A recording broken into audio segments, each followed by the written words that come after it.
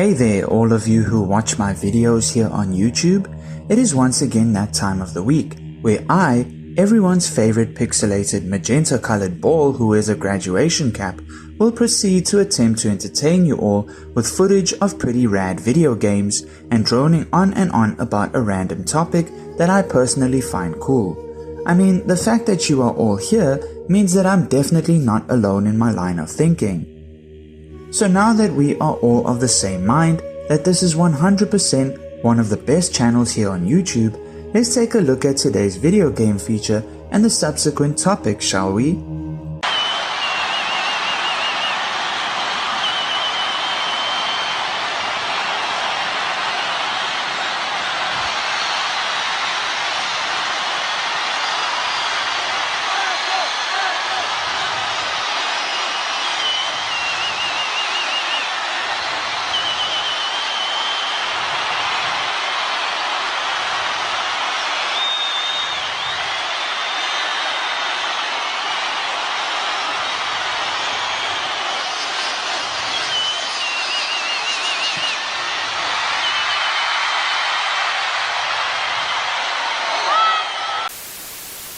Today's gaming feature isn't a retro game at all, since it was first released for PC and consoles back in 2020, when the world almost came to an end as people were fighting over toilet paper at supermarket stores and politicians were telling everyone to stay at home while attending parties and going on international trips. This pretty neat indie title called The Pathless was developed by Giant Squid and published by Annapurna Interactive. Players control a nameless female character, who is simply referred to as the Hunter, as she travels to a mythical but mysterious island, which has been plagued by a supernatural curse brought about by a dogmatic but sinister being known as the Godslayer, who has come to the island to destroy all the ancient gods and himself attempt to ascend to godhood. Instead of relying on traditional objective markers, the game focuses on intuitive exploration, archery-based movement, and fluid traversal across forests, plains, and ruins. Progress revolves around restoring light to regions controlled by these gods who have now been corrupted by the Godslayer. After restoring the light, the hunter must then face off against the now corrupted gods in a series of boss fights that blend chases, aerial movement, and archery in order to defeat them and purify them of the Godslayer's curse. The story of the game is delivered more through environmental storytelling with minimal dialogue and exposition, and it is up to the player to explore the open world and discover the truth about these remnants of a fallen civilization which was destroyed by the Godslayer. And there you have it, a pretty awesome open world adventure indie game called The Pathless, which I highly recommend if you haven't played it yet. Now, since our video game feature has a female lead which seems to take a lot of inspiration from Mongolian culture, history, and even the fact that they were apparently some highly skilled archers, I figured why not talk a little bit about the most genocidal empire of all time, namely the Mongol Empire. You have sinned, so say it now. I am a sinner. I am a sinner. Say it louder. I am a sinner. I am a sinner. Louder, Daniel! I am a sinner! I am a sinner. I am sorry, Lord. I am sorry, Lord.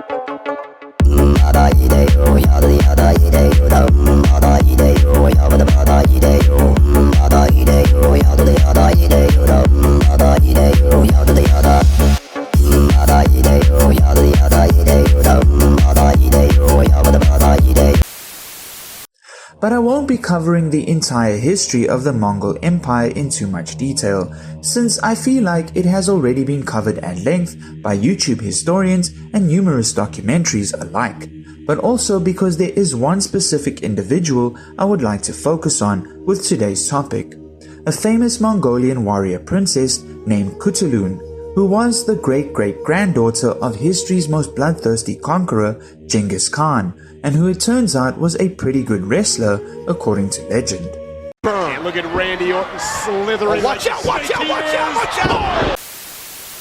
But of course, one cannot simply talk about Mongolian warrior princesses without first discussing the Mongol Empire itself and its founder, the aforementioned Genghis Khan.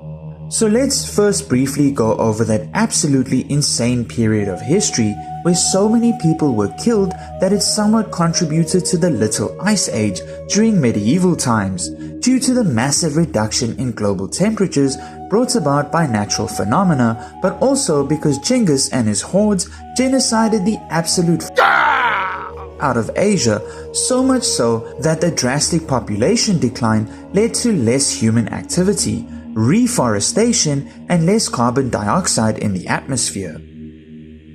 I hope no climate change activists get any crazy ideas from this video.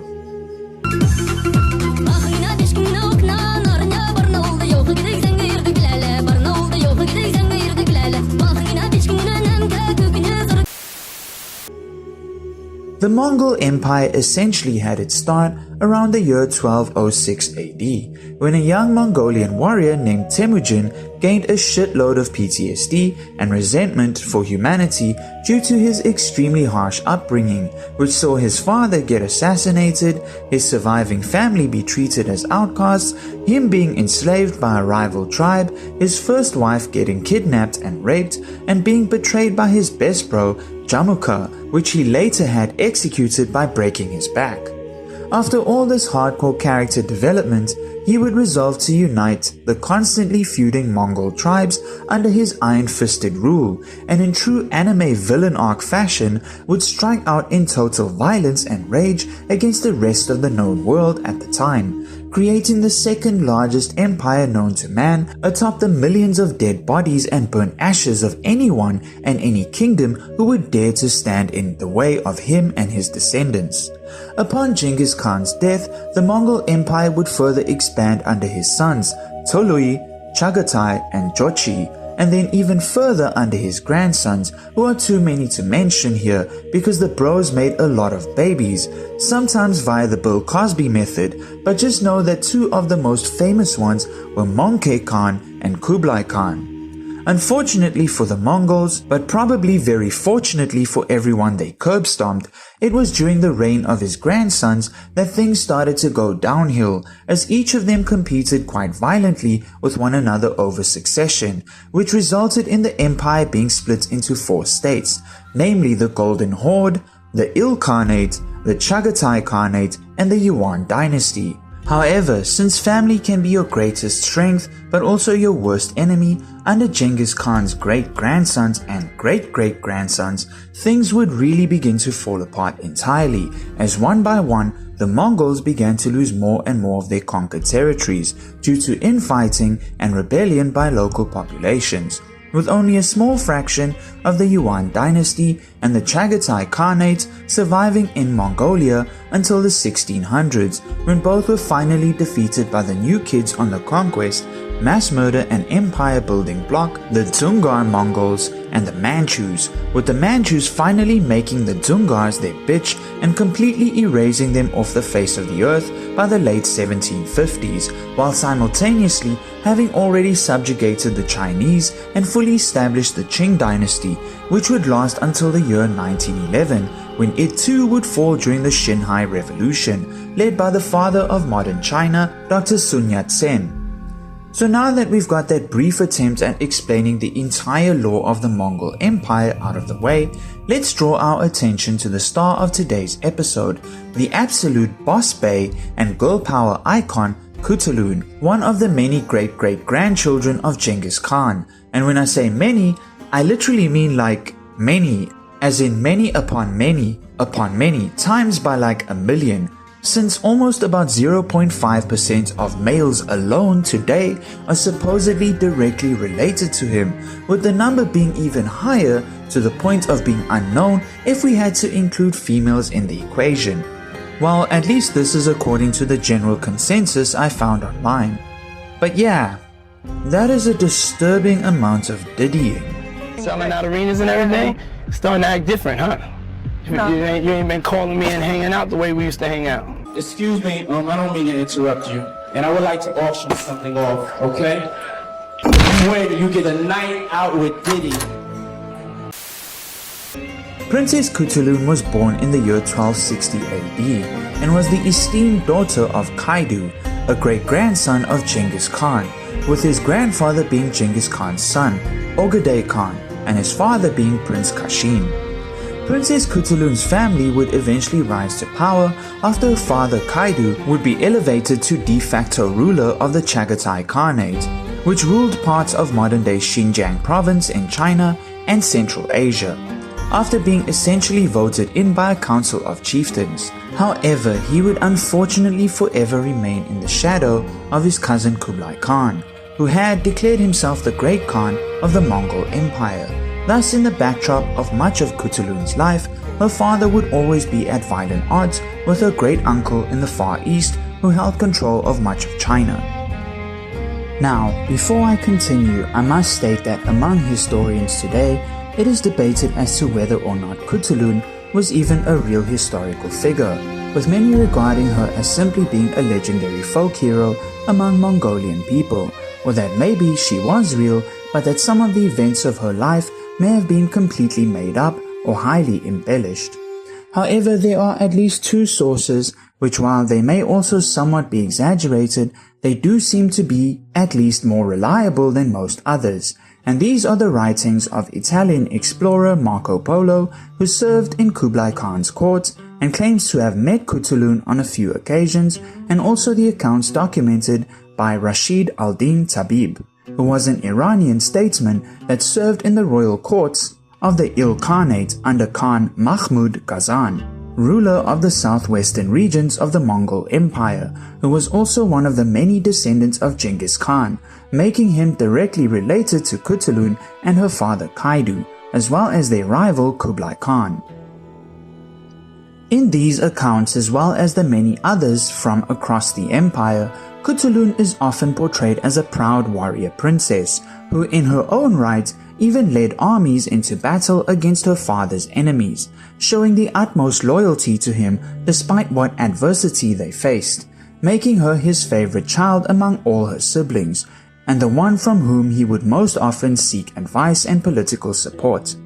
Kaidu loved his daughter so much that, according to some accounts, he tried to name her as his successor to the Chagatai Khanate before he died in 1301. However, his choice was refused, as she had male relatives, and the Mongol chieftains who voted on the matter during a ritual known as the Kurultai traditionally sought after a male heir to take the throne. There are other accounts, however, that allege that she herself may have been the one to reject the offer, desiring to lead the military and running stately affairs as a chief administrator, instead preferring her brother Horus to be heir after their father's death. Now here's where things can get a little tricky regarding some of the events that supposedly took place during her lifetime and the somewhat superhuman feats she was able to achieve. When it came to marriage, Khutulun is said to have been quite a difficult woman to both court and wed. See, when she came of age, according to most cultural customs around the world at the time, she was to be married off to a potential husband in order to forge alliances or maintain her royal bloodline.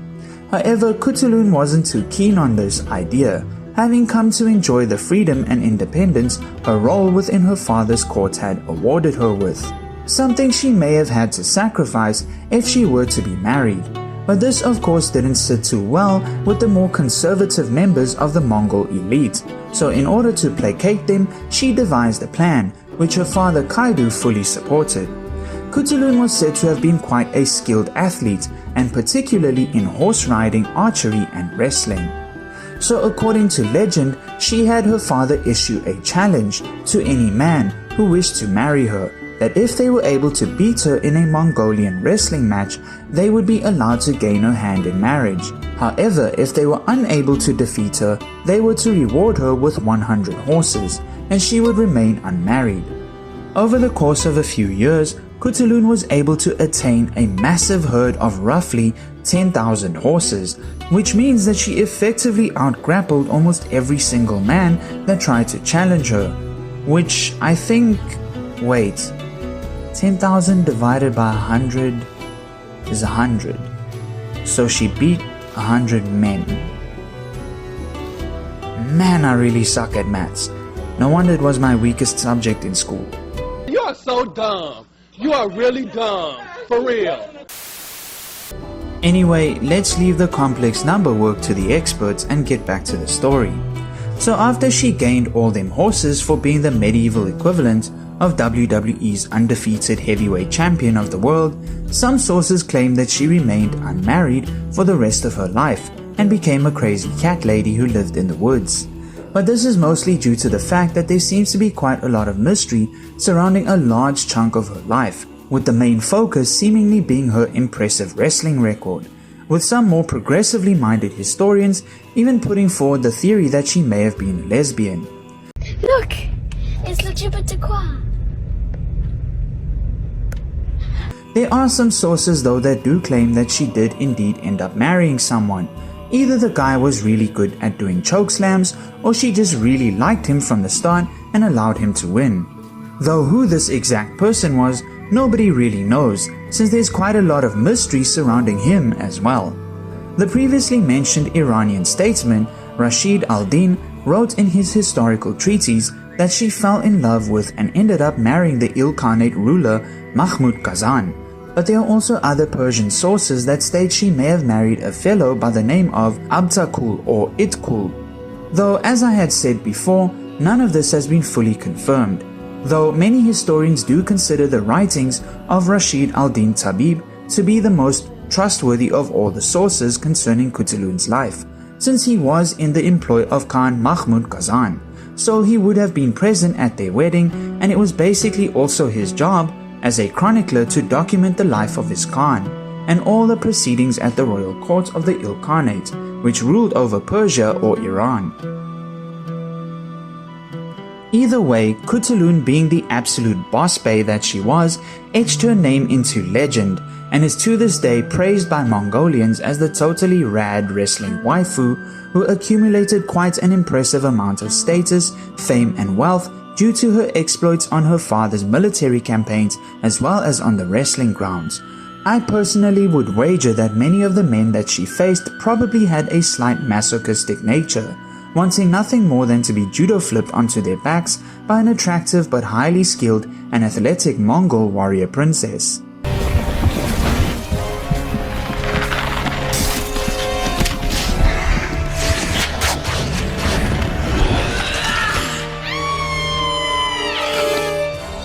How's this hot stuff?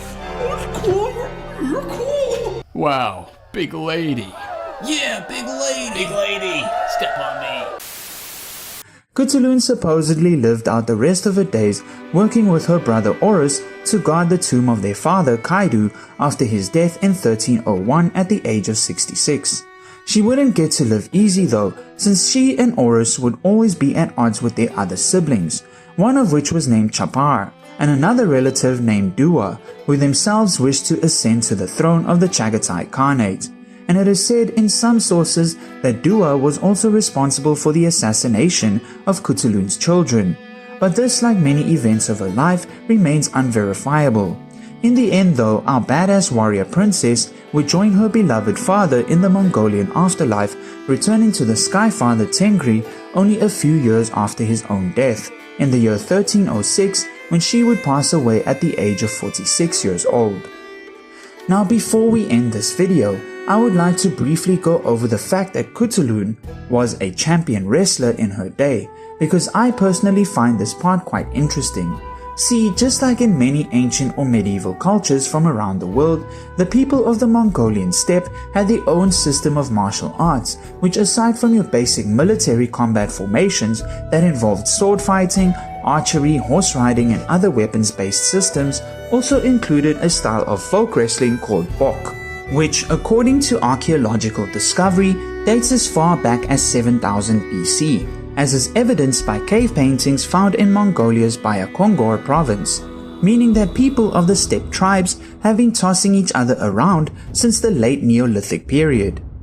Further evidence of Bokh is illustrated on bronze plates that were discovered in some ruins of the once powerful Xiongnu Empire, which ruled over northern China and the Central Asian steppes as far as eastern Kazakhstan between 209 BC and 89 AD.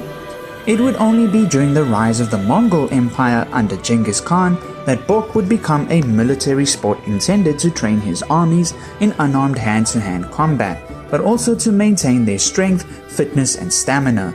A tactic which would also be used by his successors and even by other rulers who went on to establish their own individual khanates. It would even be included in festivities and cultural events, not just as entertainment, but also to keep potentially restless soldiers occupied during peacetime, with it also being used as a way to decide potential new recruits for the military, as well as when deciding candidate rankings in imperial martial exams, with outstanding wrestlers being entitled to high distinctions and awarded with potential benefits, sometimes even gaining the favor of the Khan himself.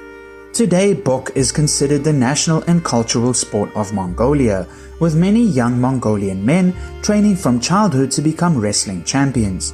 Contests are held within both outer and inner Mongolia, in northern China and southeast Russia, as well as the Mongolian republics such as Kalmykia and Buryatia, also located in Russia. The biggest of such contests is a cultural festival called Nadam, or is translated into English, the game, which also includes horse racing and archery aside from wrestling. The primary rule of Mongolian Bokh wrestling is that a wrestler loses the match if any body parts other than their feet or hands touches the ground. Bokh matches are also unique for the absence of weight classes, unlike most other sports, which while this may seem a tad bit unfair, especially for the smaller guys when they have the bad luck of being matched against a much larger opponent, it does result in some highly entertaining bouts, and sometimes in the unexpected turn of events, where the smaller men outgrapple their bigger counterparts thanks to a reliance on superior technique as opposed to weight advantage. In Mongolian Bokh, the strange-looking uniform mainly consists of a pair of really short shorts, traditional Mongolian boots, and a jacket called a zodog or jodag, which only covers the back of the wrestler and leaves their man boobs exposed. And while this may be purely for aesthetic reasons, since who can resist the sculpted beauty of those muscular pecs, it turns out that the jacket style was inspired by Mongolian legend, wherein a woman disguised herself as a man and secretly participated in a wrestling contest. After defeating all her male opponents, she ripped open her jacket to reveal her luscious lumps of female anatomy, which in turn humiliated the men, and because they were a bunch of ignorant incels, it was decided that the jackets would remain open in the front to ensure transparency in future contests and prevent women from entering, since even though historical figures like Khutulun exist, Bokh is sadly traditionally regarded as a male sport to this day, though I'm still of the biased opinion that the bros keep their jackets open simply to flex their sweaty man titties.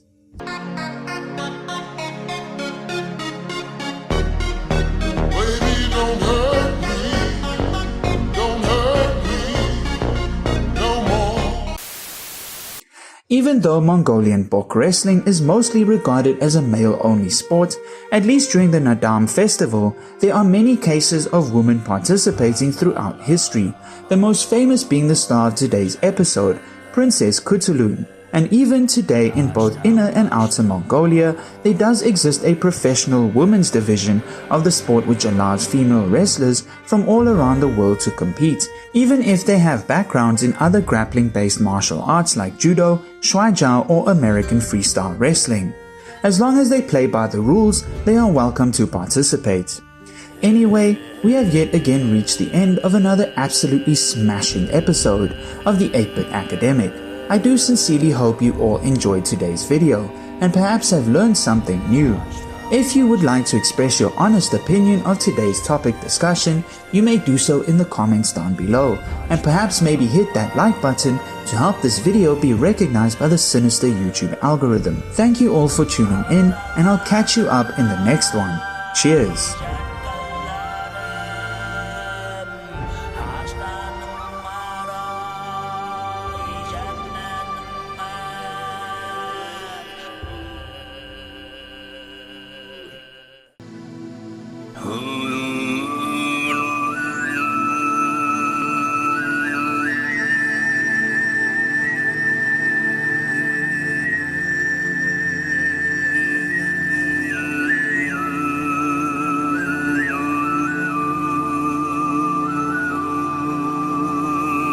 long.